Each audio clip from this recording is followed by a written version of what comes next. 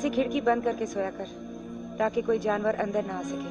राजकुमार को अमावस की काली छाया ने अपनी चपेट में ले लिया। मैं पूछता हूँ, क्या गुनाह किया है मैंने? किस पाप का इंतकाम ले रहे हो मुझसे? क्यों अमावस की काली छाया से मेरा भाग्य लिखा तुमने? जवाब दो, क्यों? गांव में किसकी मौत हो गई? बद्री की। बद्री की? अब हमें वनराज पर कोई भी भरोसा नहीं है। हमें ऐसा सरदार चाहिए जो हमारी रक्षा कर सके। मेरे लाख मना करने के बाद भी कल रात वो घर से बाहर निकल गया और काली अमावस के प्रकोप का शिकार हो गया। 21 साल पहले जो मैंने कहा था वो आज भी अटल है, सत्य है। यहाँ से दक्षिण दिशा में 100 कोस की दूरी पर एक गांव है, माधोगढ़। वहाँ एक काली घाटी है। उस काली घाटी में तुम्हें अपने हर प्रश्न का उत्तर मिल जाएगा। यानी कि मेरा सौतेला भाई। तू अलकापुरी नरेश महाराज प्रताप सिंह का बेटा है। तुम्हें मानवों का विनाश करना, क्योंकि तुम दानव सम्राट, दानव सम्राट। संकेत नहीं मिले हैं अब तक। मेरी घोर तपस्या ने उस दानव का वध करने वाले मायावी शस्त्र का ज्ञान करा दिया। मुझे उस शूरवीर निष्पाप कन्या के अस्तित्व का बोध करवा दिया, उस दानव के जीवित होने का प्रमाण दे दिया। फिर जिस दानव का वध करना है, जिसका अंत करना है, उसके रहने का ठिकाना क्यों नहीं पता चल रहा? महाराज प्रताप सिंह और उनके राष्ट्र की रक्षा करूं तो कैसे? समस्त राज परिवार का विनाश रोकूं तो कैसे? अवश्य कोई है जो इस दानव को सुरक्षा कवच प्रदान कर रहा है। अवश्य कोई अद्भुत शक्ति है जो मेरी तपस्या उस दानव के बीच बाधा बनी हुई है। कौन है वो? कौन है वो?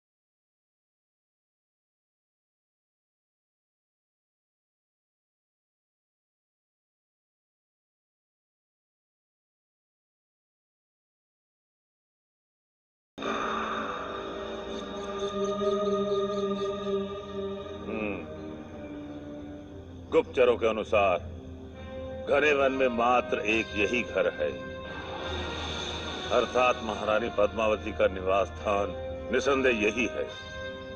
किंतु उनसे भेंट किस प्रकार की जाए? कोई ना कोई उपाय तो निकालना ही पड़ेगा।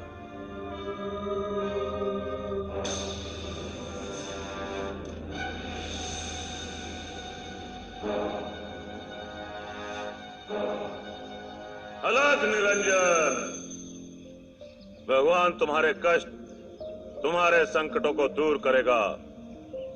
साधु महाराज को भिक्षा दो पुत्री। साधु तुम्हारी भिक्षा का अभिलाषी है। यदि कुछ भोज मिले तो अति कृपा होगी।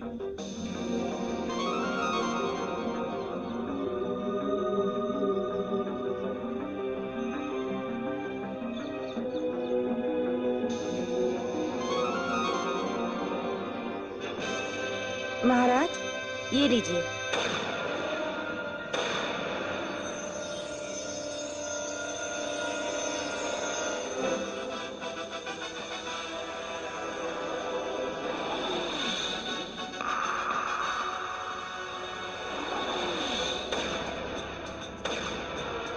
आचार्य रुद्रनाथ, आप? ये मेरा सौभाग्य महारानी पद्मावती कि 21 वर्ष बाद भी आपने मुझे पहचान लिया। आपको मैं भूल भी कैसे सकती हूँ महाराज? आप ही के कारण तो मुझे वनवास हुआ है। नहीं महारानी नहीं, आपके वनवास का कारण मैं नहीं, स्वयं आपका पुत्र है। मत दीजिए दोष मेरे पुत्र को। दोष तो उसके भाग्य का है, उसे मिले अभिशाप का है, और आज मैं केवल उस अभिशाप की पुष्टि करने के लिए आया हूँ। आप स्वयं होते कौन है पुष्टि करने वाले? किस वस्तु की पुष्टि? कैसी पुष्टि? अपनी भविष्यवाणी की पुष्टि। 21 वर्ष पूर्व जो मैंने की थी, आज वो सत्य सिद्ध हो चुकी है। कुछ सिद्ध नहीं हुआ है, केवल एक झूठी वाणी के अलावा और कुछ भी नहीं था। वो सत्य पर पर्दा डालने की चेष्टा ना करे महारानी। क्या ये सत्य नहीं है कि अमावस की रात अभिशाप की काली छाया ने कुंवर को अपनी चपेट में ले लिया? क्या ये सत्य नहीं है कि कुंवर एक विचित्र प्राणी में परिवर्तित हो गए? आरोप पर आरोप, आरोप पर आरोप लगाए जा रहे हैं आप मेरे बेटे पर। मैं पूछती हूँ, क्या शत्रुता है आपको मेरे बेटे से? मेरा सारा संसार तो आपने उजाड़ ही दिया, अब चैन से जीने भी नहीं देंगे आप। क्यों आए आप 21 वर्ष बाद हमारी शांति भंग करने? क्यों? शांति तो महाराज की भंग हो चुकी है महारानी। ऐसा कौन सा दिन है जब वो आपकी और अपने पुत्र की याद में व्याकुल ना हुए हों? ऐसा कौन सा दिन है जब उन्होंने अश्रु न बहाए हों? वो स्वयं अपनी आंखों का प्रकाश त्याग करने को तत्पर हैं। आज स्वयं उन्हें अपनी भूल का पश्चाताप है। ये आपको उस समय सोचना चाहिए था जब आपने मेरे बेटे को राज दरबार से निकलवाया था। उस भूल का एहसास अब हो रहा है आपको? या फिर हैरानी ये हुई कि हम जिंदा कैसे हैं? आचार्य महाराज, अब आपके महाराज को पश्चाताप किस बात का है? जवाब दीजिए, मौन धारण क्यों खड़े हैं? क्षमा करें महारानी, उस समय केवल मैंने अपना कर्तव्य निभाया था। महाराज को आने वाले संकट की चेतावनी दी थी, क्योंकि उनके कुलराज को विनाश से बचाना मेरा परम धर्म था। तो अब कौन सा धर्म निभाने आए हैं आप? आचार्य महाराज, मैं आपसे निवेदन करती हूँ, आप यहाँ से चले जाइए, हमें सुख शांति से रहने दीजिए। जिस हाल में भी अपने बेटे के साथ मैं यहाँ पर हूँ, संतुष्ट हूँ। इससे पहले कि मेरा बेटा आ जाए, आप मेरे द्वार से चले जाइए। मिलने का तात्पर्य तो कुंवर से ही था महारानी। नहीं, आप उससे नहीं मिलेंगे, और यदि आपने मिलने की चेष्टा भी की तो इसके उत्तरदायी आप स्वयं होंगे। ये प्रार्थना है या चेतावनी? इस समय तो आप इसे चेतावनी ही समझिए। और हाँ, एक और बात अच्छी तरह सुन लीजिए आचार्य। यदि अब मेरे बेटे के साथ कोई भी षड्यंत्र रचा गया या उसे किसी भी प्रकार की हानि पहुंचाने की कोशिश की गई, तो मैं आपको क्षमा नहीं करूंगी।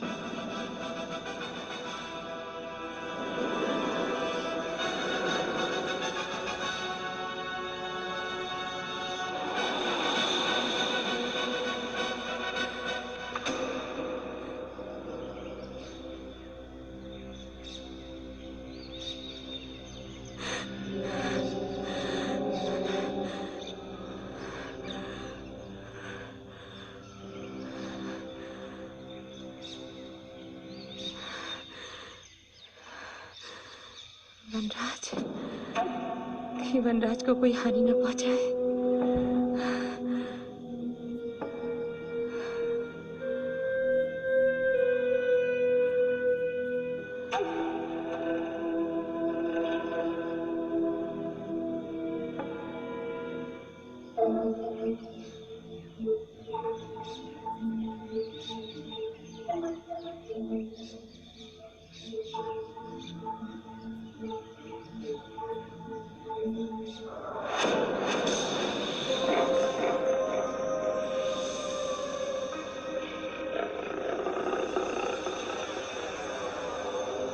उदंड युवक, जानते हो इस असभ्यता के लिए तुम दंड के भागी हो सकते हो। इस प्रकार हमारा रास्ता रोकने का कारण क्या है? इस जंगल में किसी में इतनी शक्ति नहीं जो मेरी मां की ओर दृष्टि भी उठाकर देखे। मैं तुम्हें विनाश कर दूंगा। कौन है तू? मैं उसी माँ का पुत्र हूँ जिसको तूने अपमानित करने का साहस किया है। जिस माँ की मैं पूजा करता हूँ उस माँ का अपमान मैं कभी सहन नहीं कर सकता। अर्थात मेरे सामने महाराज प्रताप सिंह का दानव पुत्र खड़ा है, जिसे अमावस में काली रात की नागिन डस चुकी है, जो संपूर्ण दानव बन चुका है। वो दानव जो केवल रक्त बहाएगा, हत्याएं करेगा। मैं रक्त बहाऊंगा, हत्याएं करूंगा। हाँ हाँ, मैं तेरा वही रूप तो देखने आया था, क्योंकि मेरी भविष्यवाणी सत्य थी। यदि उस समय तेरे पिता ने तुझे राज्य से नहीं निकाल दिया होता तो आज उनका सर्वनाश हो चुका होता। यदि उसी समय तेरा वध कर दिया होता तो आज तू धरती के लिए संकट नहीं बनता। संकट तो अब आएगा। इससे पूर्व मैं तेरा विनाश कर दूंगा।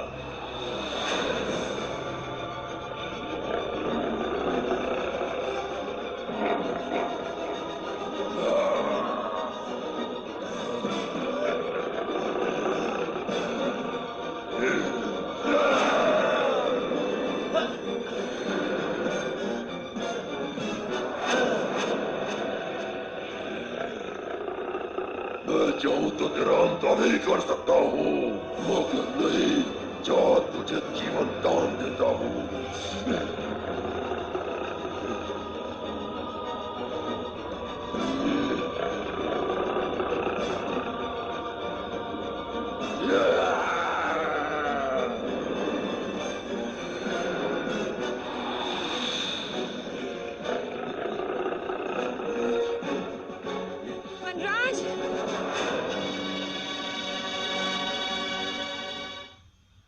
वनराज, वनराज, वनराज, वनराज। माँ,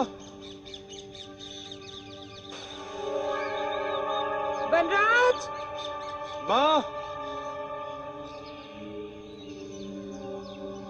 वनराज, माँ, वनराज, वनराज, बेटा तू ठीक तो है ना? हाँ माँ। तू घर चल मेरे साथ, अभी घर चल, चल चल। माँ रुक माँ, माँ बात क्या है? तू इतनी भयभीत क्यों है? बेटा मैं तुझे सब बताऊंगी, तू पहले घर तो चल। देख तेरा इस जंगल में एक क्षण के लिए भी रहना शुभ नहीं है बेटा। माँ ऐसा क्या हो गया जो तू मेरा जंगल में रहना अशुभ मान रही है? मैं यही तो खेल कूद कर बड़ा हुआ हूँ। ये जंगल मेरा दूसरा घर है। मैं तेरी सब बातें मानती हूँ बेटा, लेकिन अब मैं तुझे एक पल के लिए भी अकेला नहीं छोड़ सकती। तो फिर मैं भी घर नहीं जाऊंगा। जब तक तू मुझे सच्चाई से अवगत नहीं कराती मैं घर नहीं जाऊंगा। क्या तू अपनी माँ की आज्ञा नहीं मानेगा? माँ तेरी एक आज्ञा पर अपना शीश काटकर तेरे चरणों में रख दूं। लेकिन माँ आज तुझे बताना ही होगा, मुझे इन जंगलों में किसका भय है? तू इतनी चिंता में क्यों है? तेरे मुख पे ये भय की रेखाएं क्यों दिखाई दे रही हैं? मैं तुझे सब बताऊंगी बेटा, लेकिन यहाँ नहीं, तू घर चल बस। नहीं माँ, मैंने कह दिया ना, सच्चाई जाने बगैर मैं एक कदम भी नहीं बढ़ूंगा। देख बेटा, रात का घना अंधेरा छा जाने से पहले हमें घर पहुंच जाना चाहिए। देख देख भूखे जंगली जानवरों की आवाजें भी आ रही हैं। घर चल बेटा, घर चल। तुझे मेरी सौगंध है। माँ। हाँ, तुझे अपनी माँ की सौगंध है। माँ। तो अगर अब भी मेरे साथ नहीं चला तो अपनी माँ का मरा हुआ मुंह देखेगा। ये तूने क्या कह दिया माँ? आगे से ऐसे शुभ बात कभी मत करना। इस दुनिया में तेरे सिवाय मेरा है ही कौन?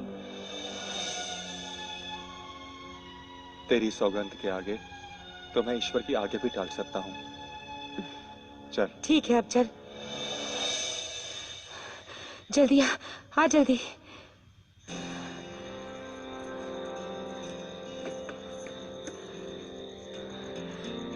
चल ये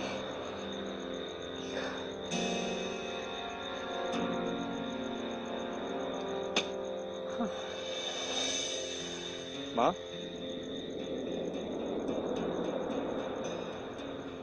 तू इतनी बेचैन क्यों हो रही है? क्या बात है? कुछ नहीं बेटा, तूने सुबह से कुछ खाना नहीं खाया ना, मैं तेरे लिए भोजन लेकर आती हूँ। नहीं माँ, सच्चाई जाने बगैर मैं अन्न का एक दाना भी नहीं खाऊंगा। जिद मत कर बेटा, अब तू बच्चा नहीं रहा, जवान हो गया है। तू कुछ भी कहे माँ, मगर तेरे मुंह पे छाए इस डर के रहस्य को जाने बिना भोजन तो क्या, पानी की एक बूंद भी नहीं पीऊंगा। हे भगवान, अब मैं तुझे कैसे समझाऊं? अच्छा, मुझे एक वचन दे। वचन? कैसे वचन?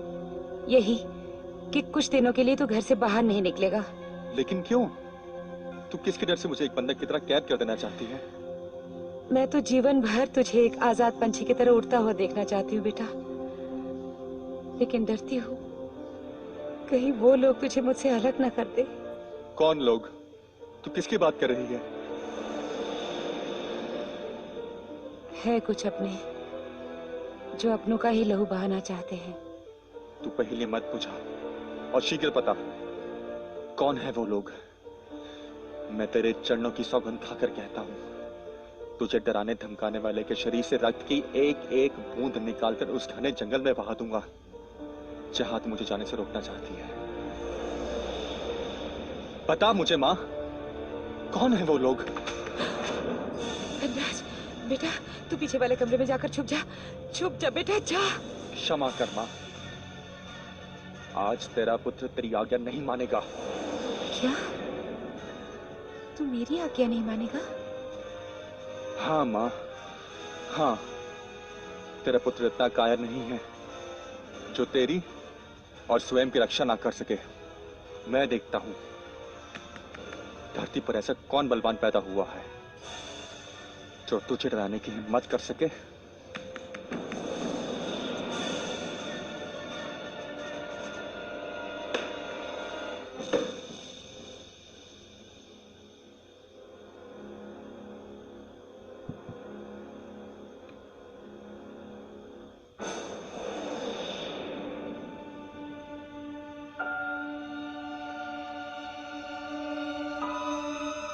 क्या बात है पद्मा? वनराज इतने क्रोध में और तुम इतनी घबराई हो?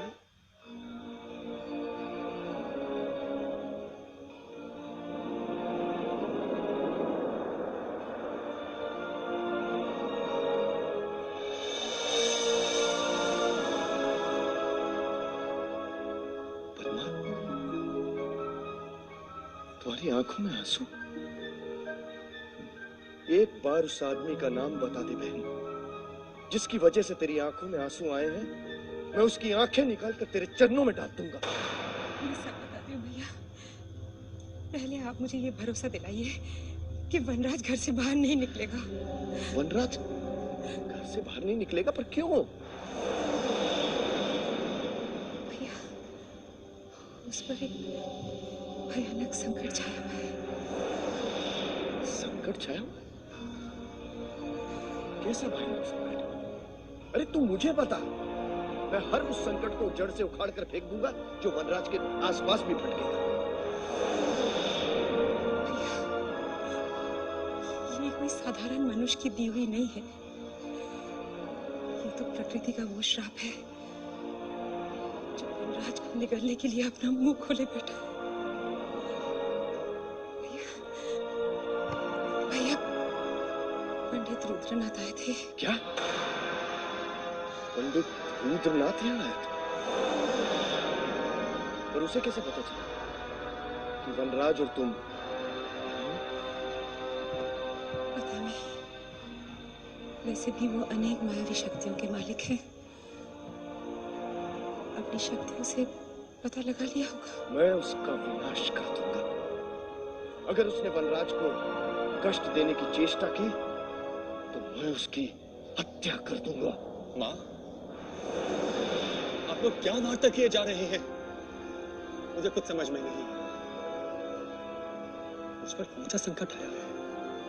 और ये पंडित रुद्रनाथ है कौन? राज, रुद्रनाथ को समझने के लिए समय का अभाव है। समय आने पर मैं तुम्हें सब कुछ बता दूंगा, लेकिन अभी तुम सिर्फ इतना जानो कि तुम पर भारी संकट आया है, जिसे मिटाना मेरा परम कर्तव्य, परम धर्म है।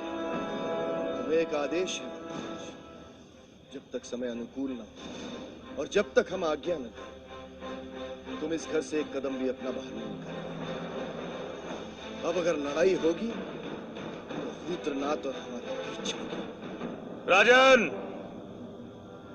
राजन! राजन! राजन! राजन! राजन! राजन! सावधान हो जाइए। अपने चारों तरफ सुरक्षा चक्र खींच लीजिए। अब आपका दानव पुत्र आपके विनाश के लिए तत्पर है। उसकी आंखों में प्रतिशोध की ज्वाला भड़क रही है, जिसमें समस्त राज्य परिवार और राष्ट्र जलकर राख हो जाएगा। मैं स्वयं आपके पुत्र का प्रकोप देखकर आ रहा हूं महाराज। बस बस आचार्य रुद्रनाथ, बस। हम अपने पुत्र के खिलाफ एक शब्द नहीं सुनेंगे। यदि आप जानते हैं वो कहां है तो हमें बताइए, किस राज्य में है। हम खुद जाकर उसे अलकापुरी वापस लाएंगे। नहीं राजन, नहीं। आप उसके समक्ष कदापि नहीं जाएंगे। वो दानव अत्यंत प्रहारी हो चुका है। मैं स्वयं उसका विराट रूप देखकर आ रहा हूं। यदि आप उसके सामने आ गए तो कुछ भी अनर्थ हो सकता है राजन। हमें आपकी बात पर बिल्कुल विश्वास नहीं है। अनर्थ होगा तो हमारे साथ। आप हमें बताइए वो कहां है। नहीं राजन, नहीं। ये पाप मुझसे कदापि नहीं होगा। आपको बताना ही होगा, ये हमारा आदेश है। नहीं, नहीं राजन, नहीं। मैं स्वयं अपने राजन को मृत्यु कुंड में नहीं डाल सकता। हम आपको विश्वास दिलाते हैं, आप पर कोई दोष नहीं लगाया जाएगा। बिना किसी संकोच के हमें बताएं कि आप क्या जानते हैं। और रानी पद्मावती कहां है, किस हाल में है, किस अवस्था में है वो? अब आपको क्या बताऊं राजन, बताने से कोई लाभ नहीं है। अब महारानी पद्मावती के विचार आपके लिए अच्छे नहीं हैं। झूठ बोल रहे हैं आप हमारे रिश्ते के बीच दरार डालने की कोशिश कर रहे हैं। हम आज अभी इसी वक्त उन्हें लेने जाएंगे और आचार्य रुद्रनाथ, आप हमारे साथ चलेंगे। नहीं राजन, नहीं। ये संभव नहीं है। आप वहां जाने का नहीं, अपने विनाश का निर्णय ले रहे हैं, अपनी मृत्यु का निर्णय ले रहे हैं। मैं अपने प्राण दे दूंगा, किंतु उस दानव का पता आपको नहीं बताऊंगा। कदापि नहीं, कदापि नहीं, नहीं बताऊंगा। कदापि नहीं बताऊंगा, कदापि नहीं। आचार्य महाराज, क्या हुआ? आप इतने क्रोधित क्यों हैं? समस्या क्या है? समस्या है तुम्हारे पिता का पागलपन और उसका स्नेह।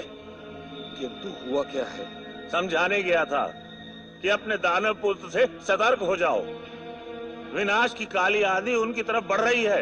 ये आप क्या कह रहे हैं? मैं जो कुछ कह रहा हूँ सत्य कह रहा हूँ। तुम्हारे सौतेले भाई से मिलकर आ रहा हूँ मैं। वो आपको कहाँ मिल गया? सुंदरवन के घने जंगलों में। वो संपूर्ण दानव है। इसका मतलब कि वो हम सब के लिए संकट बन सकता है। इससे बचने का उपाय क्या है? केवल उसका वध ही इसका उपाय है। वध के अतिरिक्त अन्य कोई रास्ता नहीं है। समस्या तो यही है कि उसका वध होगा तो होगा कैसे? केवल तप से। मेरा अपार तप ही उसे मृत्यु ग्रह तक पहुंचा सकता है। अब मैं उसके लिए वो तप करूंगा जिसमें मेरी मृत्यु भी हो सकती है। उसने केवल मेरी शक्ति को ही नहीं ललकारा, बल्कि मेरी दुर्दशा भी मनाई। एक भिक्षु की तरह उसने मेरे प्राण मुझे लौटाए, वो भी केवल इसलिए कि मैं महाराज को चेतावनी दे सकूं। किंतु महाराज मेरी बात सुनने को तैयार नहीं है। इसका मतलब ये हुआ कि वो सौतेला हमसे युद्ध करना चाहता है और महाराज है कि उसे महल में बुलाना चाहते हैं। मूर्ख हो गया तेरा पिता। वो अपने मोह में ये भी भूल गया कि वो अपने पुत्र को नहीं, अपने विनाश को आमंत्रित कर रहा है। आचार्य महाराज, इससे पहले कि पिताश्री उन दोनों के पास पहुंचे, हमें छोटी माँ और उसके पुत्र को मृत्युदंड देना चाहिए। किंतु समस्या ये है कि जिसके सामने आपकी शक्ति समाप्त हो गई, उसे हम मृत्यु कैसे देंगे? उसे मैं मृत्यु दूंगा, मैं। भानु प्रताप, क्या तुम मेरे लिए तुरंत एक कन्या का प्रबंध कर सकते हो? कन्या का प्रबंध? मैं कुछ समझा नहीं। कैसी कन्या? वो कन्या जो अपनी मृत्यु के बिल्कुल निकट हो।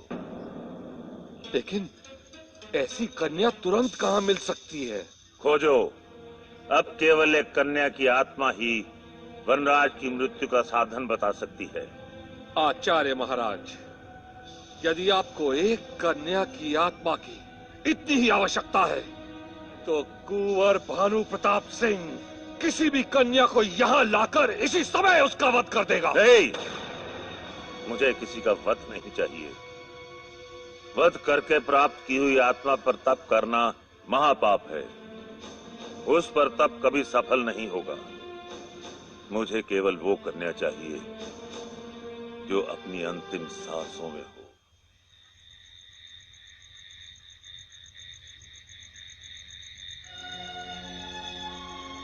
वनराज,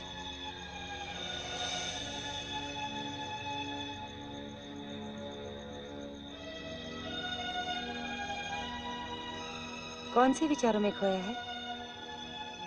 कुछ नहीं माँ। बताना, कौन सी चिंता खाई जा रही है तुझे? चिंता नहीं माँ, हमारे साथ षड्यंत्र हुआ है। षड्यंत्र? ये कैसी बातें कर रहे तू? ये विचार तेरे मन में आया कैसे? हाँ माँ, ये षड्यंत्र मेरे पिता ने किया है। तेरे पिता ने? क्या कह रहा है तू वनराज? तेरे पिता तो अभी तक हमारी याद में आंखों से नीर बहा रहे होंगे। तू बहुत भोली है माँ। अगर पिताश्री को हमारी याद आती तो वो हमें ढूंढते हुए यहाँ जरूर आते हैं, परंतु इतने सालों में एक बार भी उन्होंने हमारी कुशलता नहीं पूछी। वनराज, तू नहीं जानता बेटा, तेरे पिताश्री कितने लाचार है। हमारे पीछे लाचारी नहीं होती तो हमारा तो कब का मिलन हो गया होता। तू झूठ बोलकर उनका साथ क्यों दे रही है? जिसने रावण का कर्म किया हो उसे राम का स्थान दे रही है। वनराज, अपने पिताश्री पे लांछन लगाने से पहले पूरी सच्चाई तो जान ली होती। सच्चाई जानने के बाद भी अगर तुझे ऐसा लगता है कि तेरे पिता रावण का दूसरा रूप है, तो तू मेरी हर बात ठुकरा देना। सच्चाई ये है बेटा कि हमें देश निकाला तेरे पिताश्री ने नहीं दिया था। राज पंडित रुद्रनाथ के कारण हमें राजमहल छोड़कर इन जंगलों में शरण लेनी पड़ी थी। राज पंडित रुद्रनाथ के कारण हमें राजमहल छोड़ना पड़ा? हाँ, जब तू इस दुनिया में आया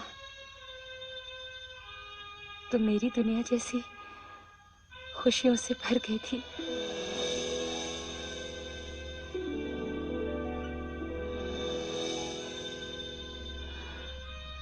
मगर तभी पंडित रुद्रनाथ एक ऐसा समाचार लेकर आए कि मेरी सारी खुशियां दुखों में बदल गई। उस दिन ये बालक अति अशुभ घड़ी में पैदा हुआ है। अनिष्टकारी लक्षण है इसकी कुंडली में। सारे अमंगल, सारे संकट ही नहीं, दानव शक्तियां भी है इसमें। जनजाति और राष्ट्र का विनाशक होगा ये, क्योंकि ये बालक अमावस की काली छाया से प्रभावित है। मैं ये समाचार सुन के कि राजमहल में एक बालक ने जन्म लिया है, यहाँ आने पर विवश हो गया। इस बालक का जन्म उस अशुभ घड़ी में हुआ है जिसमें केवल दुष्ट आत्माएं जन्म लेती हैं। अगर मेरी बात ना मानने की भूल आपने की, इसलिए मैं फिर आपको चेतावनी देता हूँ कि अपने इस पुत्र से जितनी जल्दी हो सके छुटकारा पालो। इससे पूर्व ये बालक राजमहल का विनाश कर दे। इसे राजमहल से बाहर निकाल देना चाहिए। इस संकट से बचने का कोई तो उपाय होगा। हाँ बड़ी रानी, उपाय है। क्या उपाय है आचार्य महाराज? इस बालक का वध, इसकी हत्या। नहीं नहीं नहीं नहीं नहीं नहीं, मैं अपने पुत्र का वध स्वीकार नहीं कर सकती। मैं नहीं कर सकती, नहीं कर सकती मैं।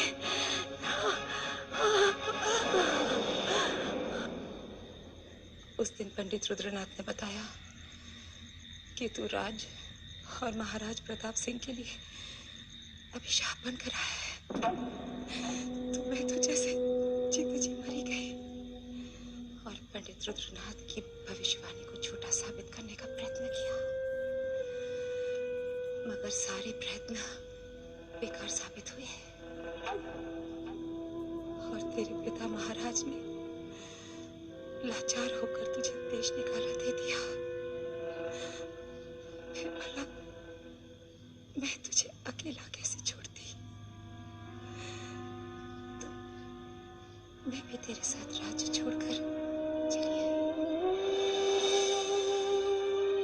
जहां तेरे मामा ने तेरे प्राण बचाए और हमें शरण दी। इसकी आगे की कहानी तो तू जानता ही है।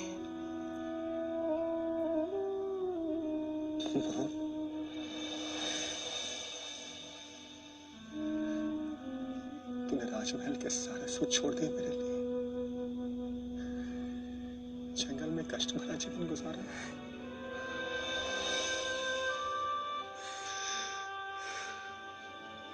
तेरी महानता को समझ नहीं पाया। मुझे क्षमा कर दे मां, क्षमा कर दे। नहीं बेटा, नहीं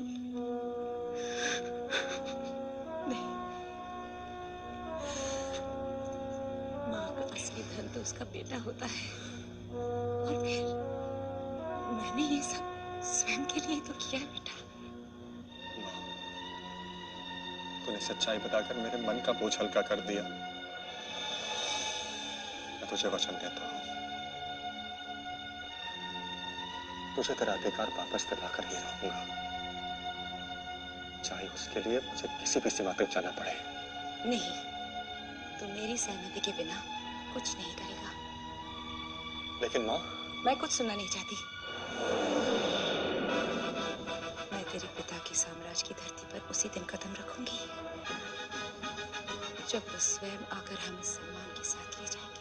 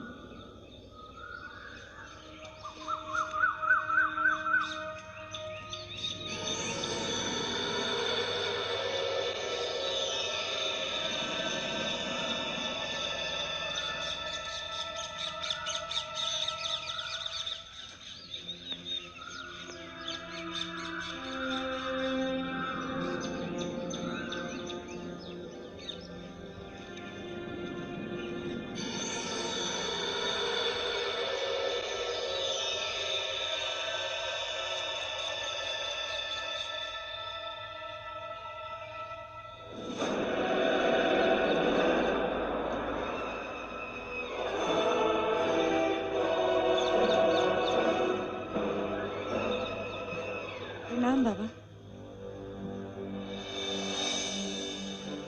महारानी पद्मावती, आप और यहाँ? बाबा, हमें आपसे अत्यंत आवश्यक बात करनी थी, इसलिए भोर होते ही आपके दर्शन के लिए आ गए। महारानी, आपके मुख से चिंता की गहन रेखाएं साफ साफ दिखाई दे रही हैं। ऐसा प्रतीत होता है कि आप किसी संकट में हैं। संकट? संकट और दुख का तो जैसे हमारे साथ जन्म जन्म का नाता है पंडित जी। दुख सहने की तो आदत सी हो गई है हमें, लेकिन जब भी हम अपने बेटे को किसी संकट में घिरे पाते हैं तो हमसे रहा नहीं जाता है। कल पंडित रुद्रनाथ। जानता हूँ, पंडित रुद्रनाथ आया था। यही बताना चाहती है ना आप हमें? जी पंडित जी, आपसे क्या छुपाना। कल जब हम पंडित रुद्रनाथ से मिले तो हमारा मन इस कदर व्याकुल हुआ कि हम रात भर सो नहीं सके। पंडित रुद्रनाथ काल का एक दूसरा रूप है। वो बरसों पहले भी हमारे पुत्र को समाप्त करवाना चाहते थे, और आज फिर इतने बरसों बाद वो वनराज का विनाश करना चाहता है और अब हवन की तैयारी कर रहा है। सर्वमंगल मांगले शिवे सर्वार्थ साधिके शरण्य त्र्यंबके गौरी नारायणी नमस्तुते।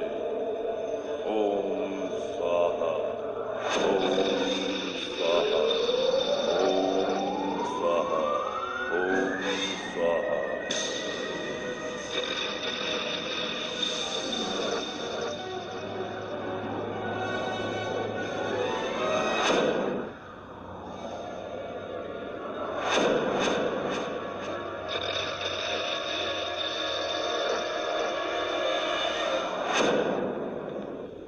ताकि वनराज शीघ्र अतिशीघ्र काल के मुख में चला जाए। चाहे मेरे प्राण चले जाए, लेकिन मेरे वनराज के प्राणों की रक्षा करने का कोई उपाय बताइए। आप जानते हैं मैं उसके लिए कुछ भी कर सकती हूँ। कोई उपाय बताइए बाबा, कुछ कीजिए। महारानी, उपाय तो है, परंतु परंतु क्या बाबा? आप कुछ बोलते बोलते रुक क्यों गए? देखिए, आप मुझसे कुछ ना छुपाइए। मैं युवराज के लिए अपने प्राणों की आहुति भी दे सकती हूँ। महारानी, मस्तिष्क पर लिखी रेखाओं को भला कौन बदल सकता है? जो लिखा है वो तो होकर ही रहेगा। क्या होकर रहेगा? युवराज के भाग्य में अब और क्या हो सकता है? महलों में जन्म लेने वाला युवराज आज इन भयानक जंगलों में भटक रहा है। क्या यही कुछ कम है? अब और क्या होगा बाबा, और क्या हो? यात्रा। यात्रा? वनराज को यात्रा पर निकलना ही होगा, और वो भी अतिशीघ्र। नहीं पापा, आप कुछ कीजिए, कुछ कीजिए कि वनराज मेरी आंखों से दूर ना जाए। मैं तो उसके बगैर एक पल नहीं जी सकती। महारानी, भाग्य का लिखा भगवान के सिवा और कोई नहीं मिटा सकता। मैं तो आपको बस इतना ही बता सकता हूँ कि यात्रा में आए संकट से रक्षा कैसे की जा सकती है। महारानी, वनराज को यात्रा पर निकलना ही होगा।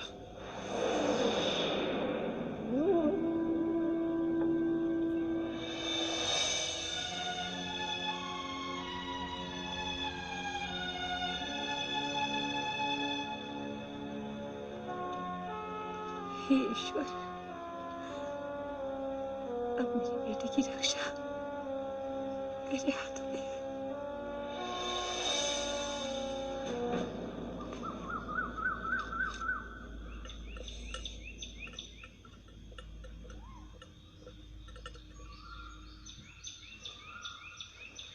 माँ, तो सवेरे सवेरे कहाँ से आ रही है? पूजा की थाली लेकर कोई कहाँ से आता है? मंदिर? मैं तो मंदिर गई थी। तू सवेरे सवेरे कहाँ जा रहा है?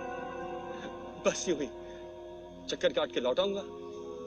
मैंने तुझे मना किया था ना वनराज, कुछ दिनों के लिए घर से बाहर नहीं निकलना।